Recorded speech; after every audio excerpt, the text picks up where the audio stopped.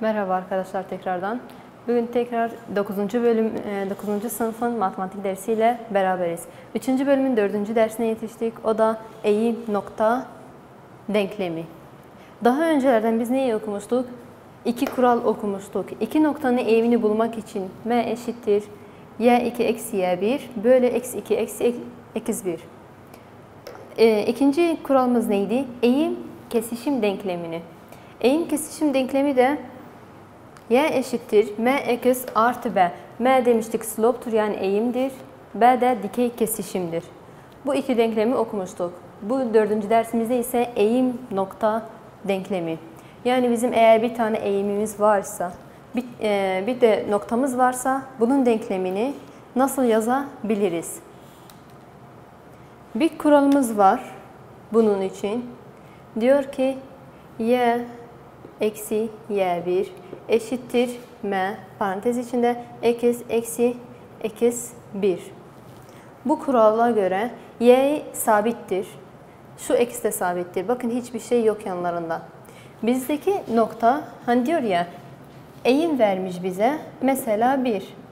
Nokta ise vermiş o da bir noktası olsun. Bu x bu da y'dir. Buradaki y yerine bu x gelir. M'yi de buraya yazıyoruz.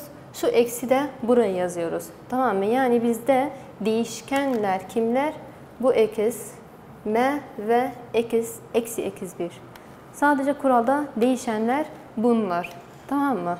Kuralı ben burada sabitleyeyim. Siz bunları güzelce ezberlemeniz lazım. Benim ezberlediğim gibi. Neymiş? Eğim nokta denklemi nasıl yazılıyor? Y eksi y1 eşittir m parantez içinde x eksi x1. Tamam. Kuralımız bu. Şimdi buna göre bakalım verilen sorular nelerdir ve nasıl çözülür. Örnek 1'de ne vermiş bize? Bu denklemi vermiş. Denklemi kendisi vermiş. Diyor ki aşağıdaki doğrular için eğim nokta denklemi kullanarak eğimini ve bir noktasını belirtin. Yani denklemi bize vermiş, kuralı bize vermiş. Biz sadece diyor ki eğimini ve noktasını belirtin. Bulun bana. Eğim ve noktasını belirtin. Hangisi eğim, hangisi nokta onu belirtelim. Kuralımız neydi? Bunu altında da bir yazayım. Y eksi y1 eşittir m parantez içinde x eksi x1. Size demiştim sadece bunlar değişkenler. Yani sadece bu üçünün yerine harfler gelebilir. M hangisiydi bu? Yani eğimimiz kaç? Bakın parantez yanında parantezle işaret arasındaki yazılanlar m'dir. Diyeceksiniz ki m eşittir eksi 2 bölü 3. Peki noktamız, eksi y noktamız nedir? Eksi biliyorsunuz ki ilk önde yazılır. Burada eksi y olarak yazılır değil mi? Eksi 1, eksi 1. Eğer bu eksiler aynıysa bunlara dokunmuyoruz. Sadece sayıları yazıyoruz. Eksi 1 kaç oluyor? 21. Y1'de ise bunların da işaretleri aynı mı? Tamam aynı. O zaman direkt y'yi yazıyorum buraya. Bu kadar. Eğimim bu. Noktam da bu. Bu kadar tamam mı? Sadece buradaki eğimi diyorsun ki bu eğimdir. Noktalar ise bu x, bu da y. Burada keşke bir tane farklı şey getirseydi işareti. Getirmemiş mi? Getirmiş. Burası artı.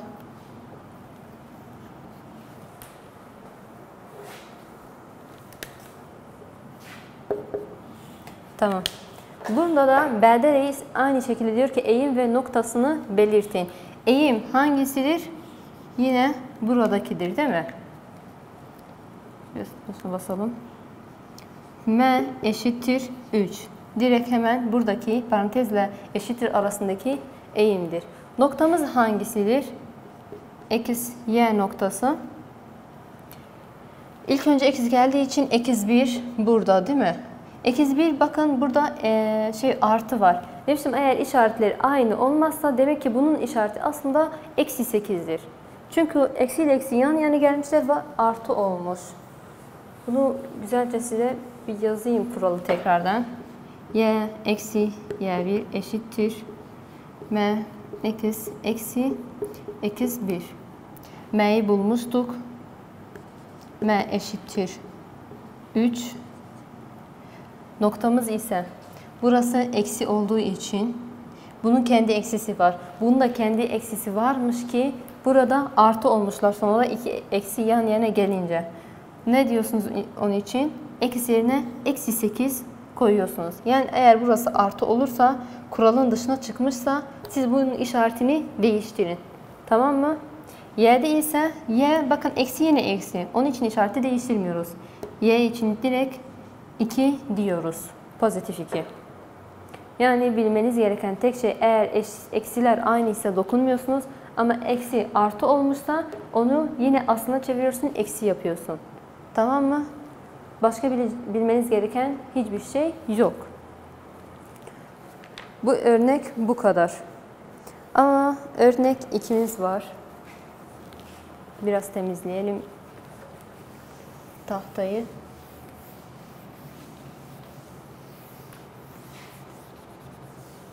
Bunları yazın.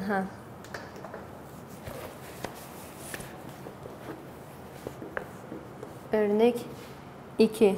Diyor ki doğru denkleminin eğim nokta şeklinde yazılışı. Bize eğimle nokta vermiş.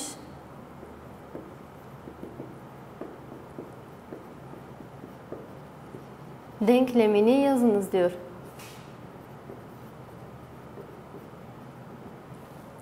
Peki nokta ile eğimimiz nedir? Diyor ki eğim eşittir eksi 2 ve nokta da 4 ile 1 noktası. Çözümüz B'de ise eğim 0 ve nokta da eksi 2 4 noktasından geçen doğrunun denklemini yazınız diyor. Gelelim buraya. Madem diyor eğim nokta denklemini yazın. Eğim nokta dediği anda siz hemen gelip bu kuralı yazıyorsunuz, önünüzde bulunduruyorsunuz. Neymiş kural? Y eksi y1 eşittir m parantez içinde eksi 1. Bize lazım değişkenler kimlerdi? Y1, m, ekiz 1. M var mı? Var. Ekiz 1 var mı? Var. Bu ekiz. Y1 var mı? O da var. O zaman hemen yerleştiriyorsunuz. Sabitlere dokunmadan. Eksi yazıyorum. Y1 kaç? 1. Eşittir. Bunları farklı kalemle yazayım mı?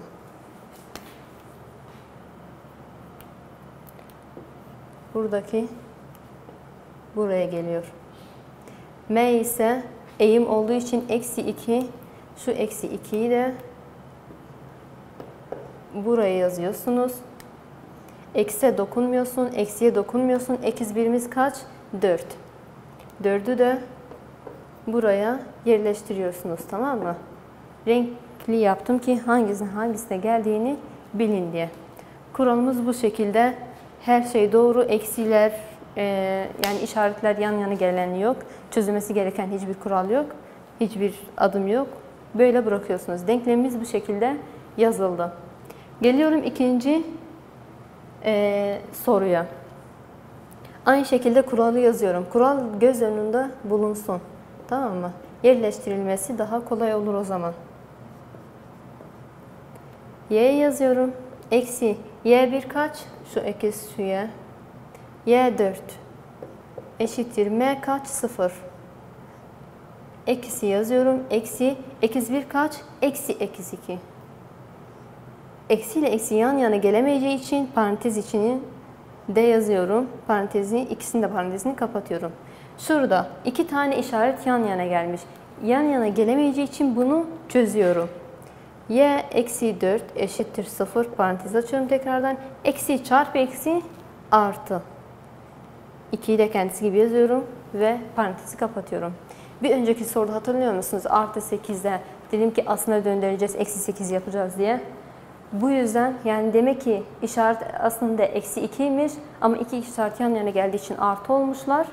Bu nedenle nokta istediği zaman bu noktası nedir dediği zaman aslında döndürün diyordum. Eksiyle olduğu gibi 4 bırakıyorsunuz ama artı ise eksi yapıyorsunuz. Tamam mı? Anladığınızı umuyorum. Örnek 4'de çözmüyorum. Aynı bu şekilde çözülüyorlar çünkü. Alıştırmalarının tümünü çözüyorsunuz. Sayfa 105'te kural var, seçme sorusu var. O seçmeyi de çözüyorsunuz. Sınavda çok bu seçmelerden getiriyorlar. Ve yeni derse ben geçiyorum. Yeni derste çok basit olduğu için yine bu dersle beraber anlatıyorum. Bunları sileyim. Evet. Ne diyor? 3. bölümün 5. dersi. Üstel değişim.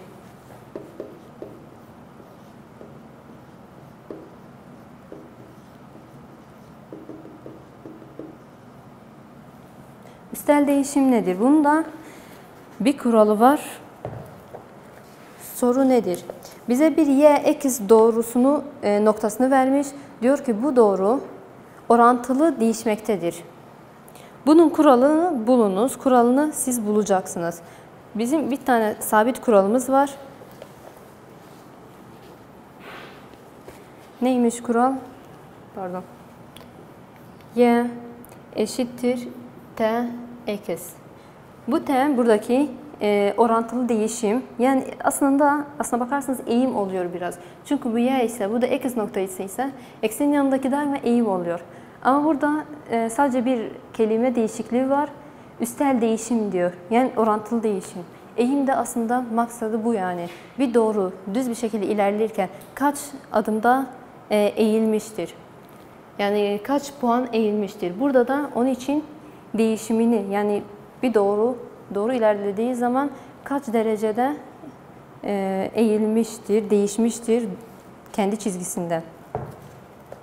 Şimdi örnek 1'i atlıyorum. Örnek 2'de yok zaten. Örnek 3 yazılmış. Örnek 3'ü ben size yazayım. Sayfa 109. Yani gerek duymadığım için onları çözmüyorum. Fazla bir şey yok soruda. Diyor ki y ile x doğru orantılı değişmektedir. Doğru değişim denklemini bulun. Denklemini istiyor. Diyor ki eğer y eşittir 48 ise x eşittir 3 ise bunun doğru değişim denklemini bulunuz. Bu nedir? Doğru değişim denklemi. Bu kural doğru değişim denklemidir. Bunun kuralını bakalım soruda ne istiyor bizden? Soruda diyor ki y eşittir 48, x eşittir 3. Doğru değişim denklemini bana yazınız diyor. Doğru değişim denklemi neydi kuralı? Y eşittir t x. Y var bende. X de var bende. Ama bunun asıl denklemini yazmam için bana lazım olan şey t'dir. T'yi nasıl bulacağım? Yine kendi kuralıyla bulacağım. Y'nin yerine yerleştiriyorum 48'i. Eşittir t'yi bilmiyoruz. Eksi yanına da 3'ü yerleştiriyorum. Yani x'in yerine de 3'ü yerleştiriyorum. Bana lazım olan şey t'ydi. T'nin yanında 3 var. Aralarında çarpı var. Çarpı 3'ü diğer tarafa gönderdiğim zaman bölü oluyor. 48 bölü 3 eşittir t. Sadeleştirme yapalım aralarında. 4 bölü 3 1.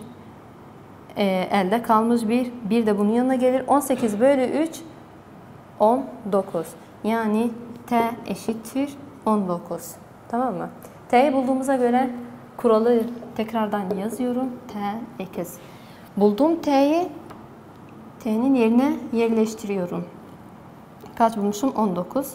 X. Bu nedir? Doğru değişim denklemidir. Tamam. Ay pardon 19 değil 16. 18 bölü 3 16 yapıyordur. Değil mi? B'yi çözelim şimdi. Kaybettim buradan. Y eşittir 15, x eşittir 10. X eşittir 10. Doğru değişim denklemini yazınız. Bazen senden sadece t'yi de isteyebilir. Doğru değişimi kaçtır diyebilir. O zaman sen sadece t'yi bulacaksın. Doğru değişim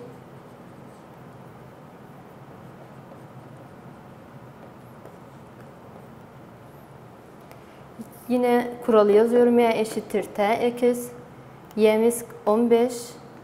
T'yi bilmiyoruz. X de 10. T'yi bulmak için yanındaki çarpı onu diğer tarafa göndermem lazım. 15 bölü 10 olur. Bunu diğer tarafa gönderin. Tamam mı? Ama ters çevirdim. Onun için karıştırmayın bir şeyi. Aralarında sadeleştirme var. 2, 5'e. 15 bölü 5 3 oluyor. 10 bölü 5 de 2 oluyor. T'yi bulduğumuza göre kuralı getirip T'nin yerine asıl sayısını koyuyorum. 3 bölü 2 x. Bakın aynı zamanda bu eğim de olabiliyor. O nedenle eğim kuralıyla da bulabilirsiniz bunu. Sayfa 111 açın. Sayfa 111'de aşağıda sınava hazırlık kutusunda bir tane soru var. Bir tane seçme var. Diyor ki 28. soru. Y x ile doğru orantılıdır. Doğru orantılı mı orantılı dediği zaman aklınızda bu kural bulunsun. Doğru orantılı değişmektedir. X eşittir 20 ise, y eşittir 16 ise kuralı hangisidir aşağıdan? Siz yine aynı bir şekilde bunu çözeceksiniz. Ne olur o zaman? Bakalım. Ne yapacağız? 16 bölü 20 olacak. Aralarında sadeleştirme vardır. 4'e sadeleşirler. 4 bölü 5 x. Yani cevap B ile Y arasındaki fark var mı? Yanlış yazmışlar büyük ihtimalle ama cevap Y eşittir 4 bölü 5 x. 28. sorunun cevabı. Tamam mı? Seçmeleri kendiniz çözün. Bu gözle çözüldüğü için ben bunu çözdüm. Böylece dersin sonuna gelmiş olduk. 2 ders işleyebildik bu derste çok şükür. Geriye kalan 2 derste de görüşmek üzere. Hoşça kalın.